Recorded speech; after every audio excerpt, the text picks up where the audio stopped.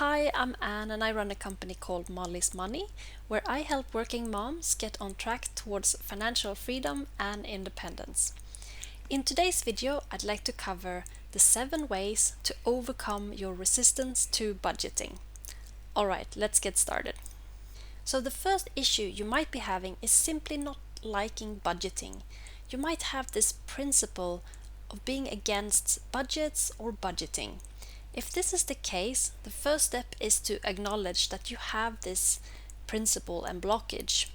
And the second step is to journal around it, to hopefully release some of these limiting beliefs. So what you can do is to think of it in terms of curiosity and empathy, and you can ask yourself the following questions.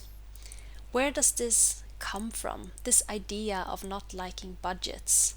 How is it linked to my identity? Am I ready to let go of this idea? How can I think of it in a better way?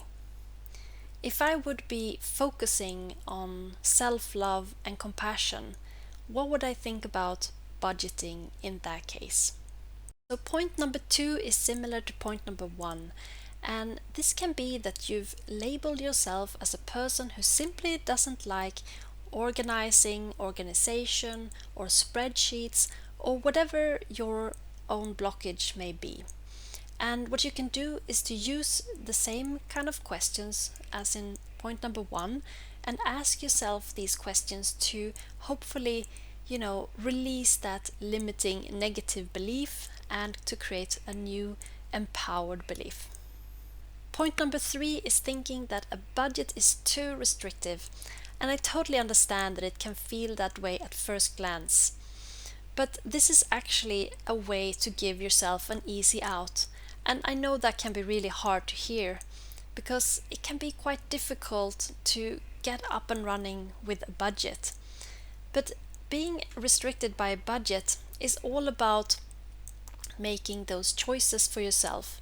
You're 100% in control over your own budget and the decisions you take around your budget.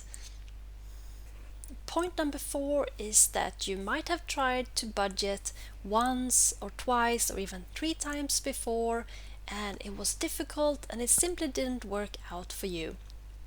And it's good to remember here that it takes up to 3 months or so to find a way that works for you and a budget that works. So what I would like to say here is don't give up too soon and commit to keep budgeting until it works for you. Point number 5 is that if we get too ambitious in the beginning with budgeting, we might be setting ourselves up for failure.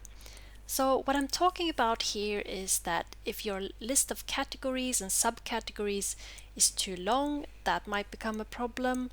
Or if you're choosing to use both forecasted and actual numbers, that also might be too much to maintain in the long run.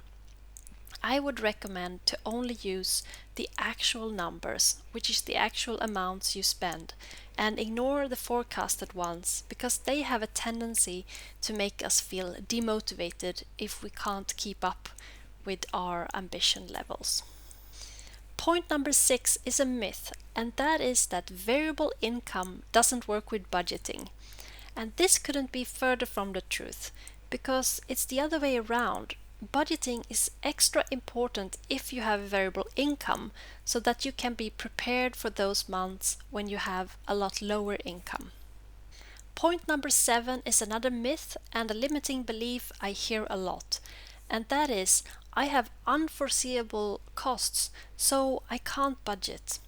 And this is almost a comical myth because it's the very thing that a budget can help you with, is to plan and prepare for unforeseeable costs. I hope you enjoyed this video.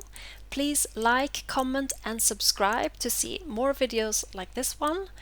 Take care and I will see you soon. Bye.